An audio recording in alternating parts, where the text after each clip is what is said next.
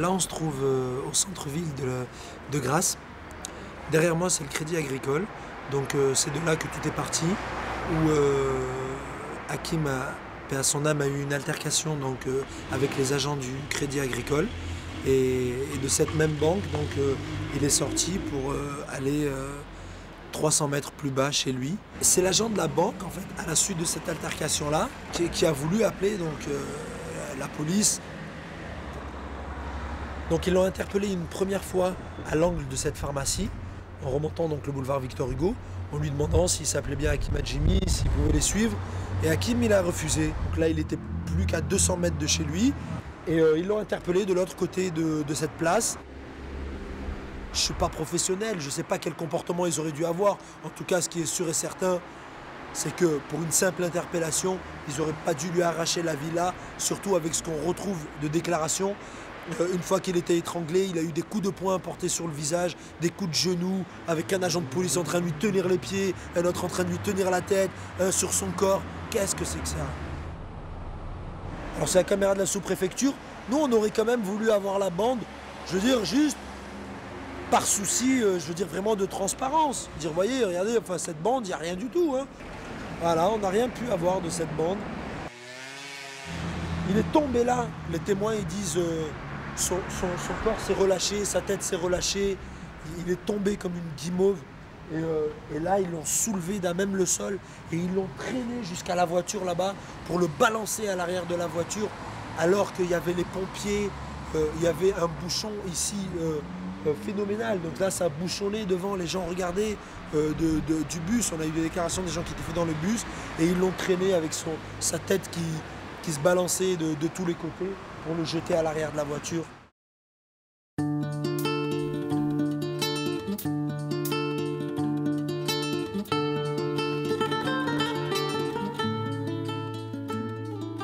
Moi, au moment précis où je suis arrivée, il y avait Abdelhakim qui était allongé au sol, avec un policier qui lui serrait la nuque, un policier qui appuyait avec son genou sur son dos et un policier qui lui tenait les jambes. Quand ils ont commencé l'entreprise, ils étaient 2. 1 minute après, ils étaient 5. 2 minutes après, 2 motards arrivaient. 2 minutes encore après, 2 dans la voiture arrivaient. Alors c'était 9. Après, il y avait 4 autres qui sont arrivés. 13 pour un jeune homme, ni armé, ni dangereux. Il avait les menottes au bras, il était maîtrisé aux jambes parce qu'un policier lui tenait les jambes. C'était fini, quoi. Il n'y avait plus qu'à le mettre dans la voiture, normalement, à l'emmener au commissariat et faire ce qu'ils avaient à faire, quoi.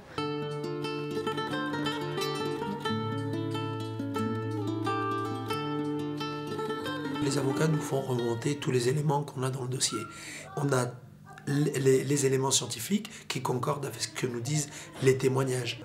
L'agent qui a tué, il dit « je ne pensais pas que j'étais à fond quand je serrais ». Et tu as le rapport des pompiers qui disent que l'intubation, elle a été impossible. Alors Walter Pompin, lui, il a étranglé, il reconnaît ça. Il a dit « je l'ai étranglé 5 à 10 minutes ».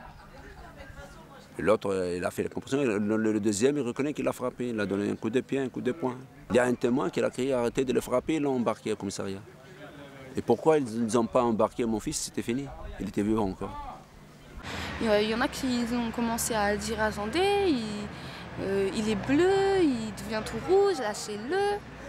Les gens ils criaient, quoi. Il y a une vieille dame qui est descendue, elle criait lâchez-le, lâchez-le, vous allez le tuer, il va mourir, laissez-le. Mais ils ont dit allez madame, rentrez chez vous. Et la vieille dame elle est rentrée, quoi.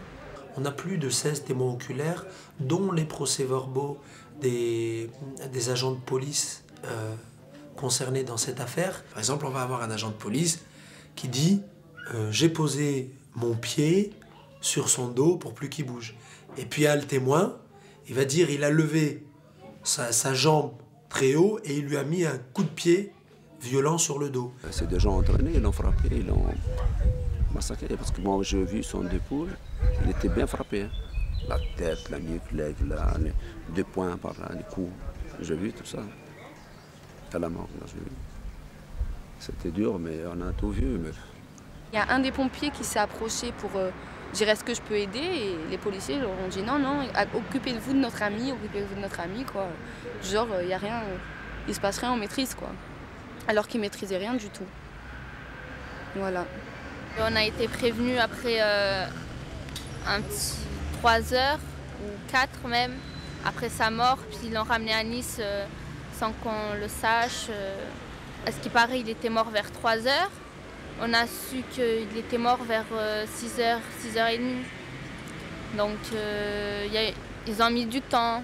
C'est dramatique pour la famille, bien évidemment. Ce que je tiens à vous signaler, c'est que nos collègues de Grasse, que nous soutenons d'ailleurs, ont employé les gestes techniques d'interpellation. Et bien évidemment, on ne peut que déplorer le décès de ce jeune homme. L'attitude de la police à Grasse, c'est une attitude violente, surtout la BAC. C'est la BAC qui a commencé vraiment par ses excès de violence, ses zèles. Il y a quelques années aussi une affaire où ils sont venus arrêter quelqu'un et la maman, elle s'est retrouvée à l'hôpital pendant 1 semaine. La maman. Alors que les jeunes qui sont venus interpeller n'étaient même pas là, donc elle n'avait même pas lieu de s'interposer ou quoi que ce soit. À Grasse, c'est pas une minorité, c'est une majorité qui agit comme ça. Et une minorité qui d'ailleurs se font bien leur boulot et qui sont respectés. Et il y a un bon rapport avec les jeunes, ils passent, ils se serrent les mains. On a même essayé de faire des tournois de foot, on mettait ça en place et tout est tombé à l'eau avec la mort d'Hakim parce que les jeunes me répondent « Nous on veut bien jouer au foot mais on ne va pas être le ballon ». Tout simplement.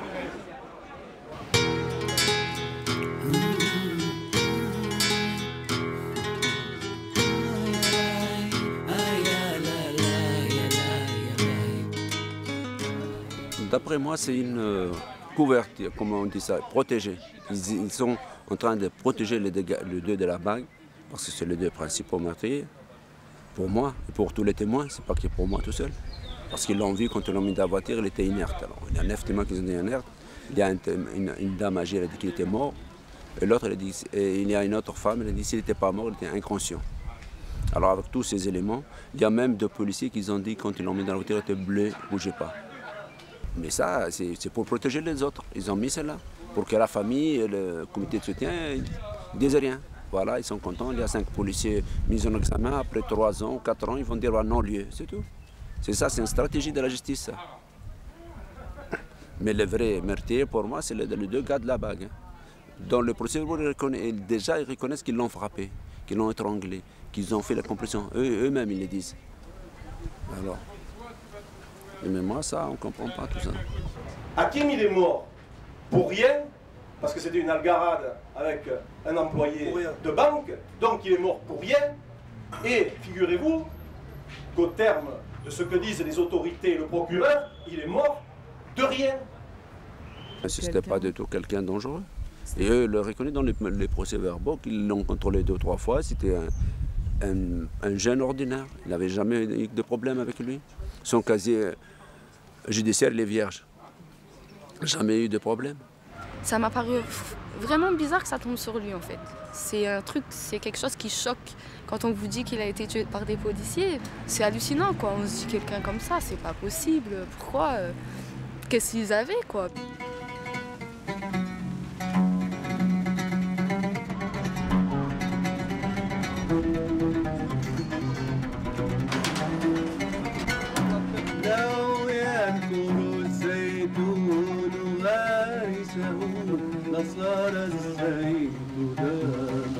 Avant de venir, j'ai été voir l'activité de l'association sur des dossiers pareils. Et on en a vu des gens qui sont morts. Malheureusement, ils sont soit noirs, soit arabes. Il y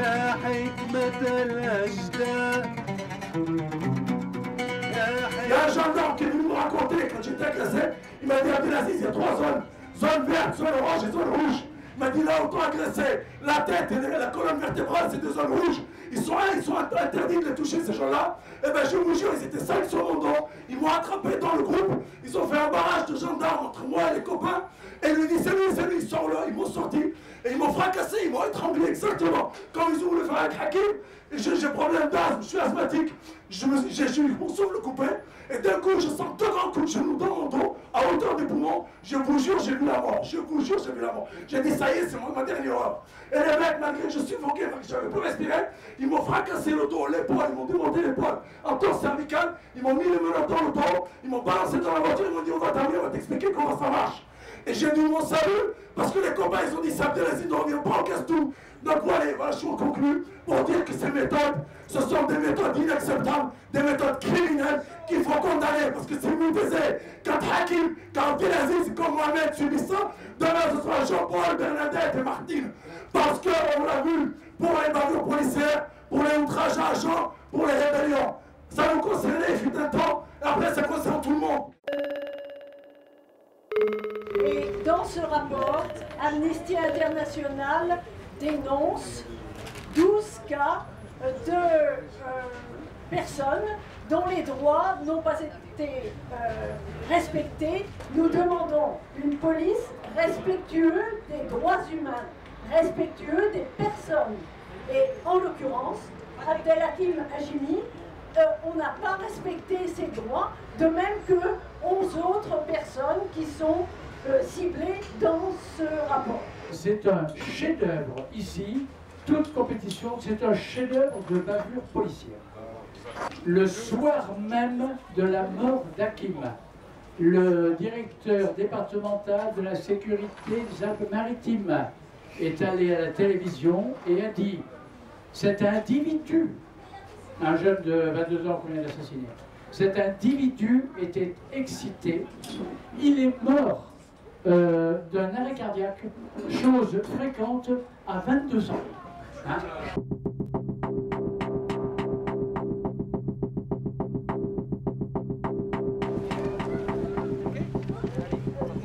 C'est la première fois que je vois, en tout cas moi depuis maintenant 18 ans que je suis ici à Grasse, une manifestation de ce genre, de ce type-là. C'est la première fois. Et ça manque d'ailleurs dans cette ville. Ça s'est passé ici. Et mon frère a témoigné pour lui.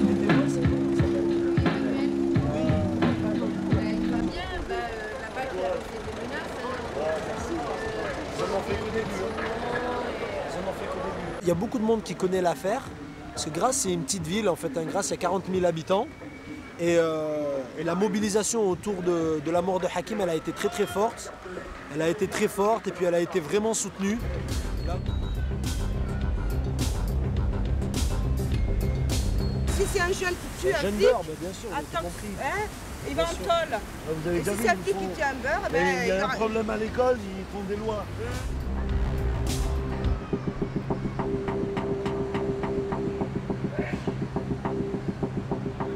Malheureusement, dans ce genre d'affaires, la mobilisation et la résistance que tu dois organiser, elle est longue, elle est dure, elle prend du temps, il faut des énergies, il faut des gens, il faut des moyens humains, il faut des moyens financiers, il faut tout un tas de choses comme ça. Très souvent, quand il y a ce genre d'affaires, tout d'abord, on n'entend pas beaucoup parler.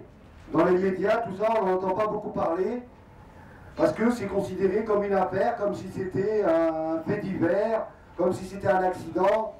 Donc ça, c'était important par rapport à aujourd'hui de faire ce forum, de faire dehors, pas de le faire qu'ils nous ont proposé la mairie, parce qu'on a demandé l'autorisation d'avoir ce lieu et tout ça, et ils nous ont refusé. Ils ont dit c'est pas possible, il y avait des manifestations. Bon, on a envoyé beaucoup de manifestations, il y a beaucoup de manifestations là, effectivement sur la place et tout ça, et que parce que c'était des gens sympas et tout ça, ils pouvaient nous passer une salle. Genre, on se retrouve enfermés dans une salle, comme ça, les gens, ils sont pas trop au courant et tout ça. C'est un problème national. Des hakims, il y en a dans toute la nation. Et il y en a, on peut voir dans le Var, quand même en 98, Omar, il a été tué avec la même technique. En 2008, le 24 novembre 2008, la Cour européenne elle a condamné la France. Donc c'est un crime institutionnel. C'est pas qu'un crime d'un agent de police, c'est l'institution. Justice partout! Justice partout! Justice partout! Justice partout! Justice partout! Imprimez sa policière! Justice partout! Imprimez sa policière!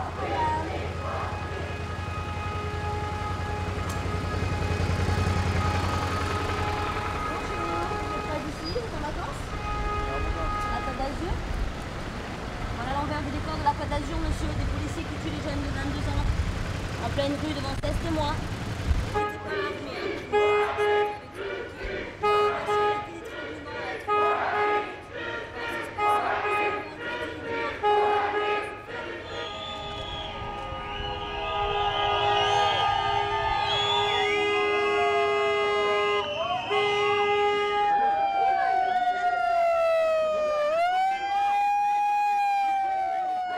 aujourd'hui, ce qu'il faut, c'est que le commissariat de Grasse sache que la famille n'est pas toute seule.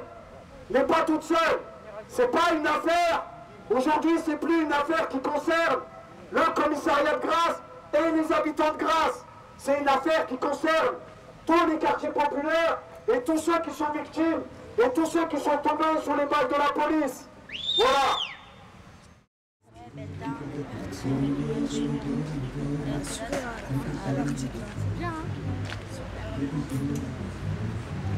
Non, en plus, il y a le titre en première page.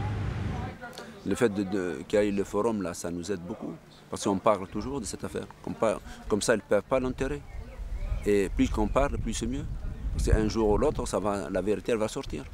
Et nous, on va se battre, on ne va pas le laisser faire. J'espère qu'un jour, on tombera sur un juge qui veut la vérité. C'est tout. On demande pas la ligne, on demande la justice. Nous.